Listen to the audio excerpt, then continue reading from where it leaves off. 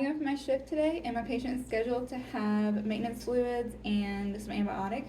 So I'm going to go ahead and compare my orders to my MAR, and then I'm going to look for any patient allergies or any restrictions. I'm going to head to my medication room. I'm going to carry out my 11 medication rights. I'm going to get my medication out. I'm going to do 2 of my 3 medication checks at this time. The third one will most likely be at bedside or according to my hospital policy. I'm going to check for expiration date or any cloudiness in my medications. I'm going to see if they're compatible. I would use the resources available by my institution or call pharmacy. I would then do any med calculations needed to be done at this time. I would gather my supplies, clean up after myself, lock my medication drawer, and head to my patient's room. I'm then going to go ahead and put on a proper PPE and perform hand hygiene before going in my patient's room. I'm going to knock, identify, and greet myself. I'm Amber. I'm a mirror nurse today. I'm going to do my 2 patient identifiers, my 3rd medication check, my GSPS, and my 11 medication rights. I'm going to provide privacy. I'm going to ask my patient if they have any questions. I'm going to explain what we're doing, why we're doing it, and what they can expect. Before hand hygiene, I'm going to put my gloves on, and I'm going ahead and prime my bags. I have my primary bag. I'll make sure my tubing is within date. I'm going to go ahead and clamp my tubing. Then go ahead and pop my tab. I want to keep the top of my tubing sterile until it goes in to my medication. Make sure I don't pierce the bag. I'm going to go ahead and make sure I get about half of this chamber full. Okay.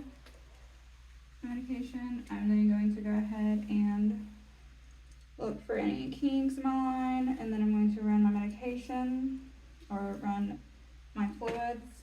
Make sure I get all air bubbles out of my line.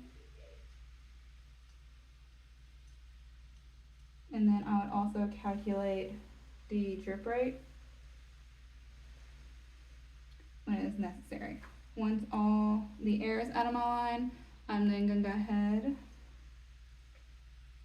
and leave this here. I want to kind of keep this clean until I put it on my patient. I'm going to go ahead and get my second line ready.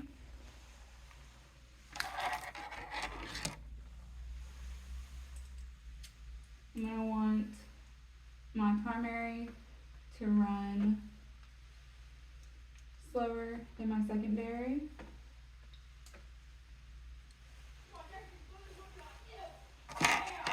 I'm also going to make sure the clamp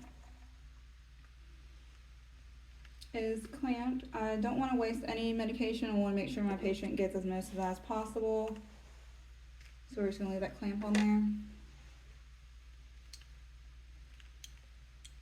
Again, making sure I don't pierce the bag. Make sure that the chamber is a little full. And then when we calculate the drip rate, I'm going to let this slowly fall out of my line, and I don't want it to trickle. I just want it to go like drip by drip to get all the air out of the line, but not to also waste medication. And then I would calculate my drip rate. I'm then going to go ahead and assess my IV site and everything. I'm going to then take antimicrobial wipe the tip after taking the cap off of my IV. Take a saline flush. I'm going to make sure I get a little bit of blood return. Push my saline flush in. Take an antimicrobial wipe the top of my IV again.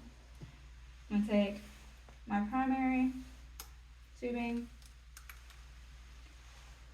antimicrobial wipe the top of my catheter.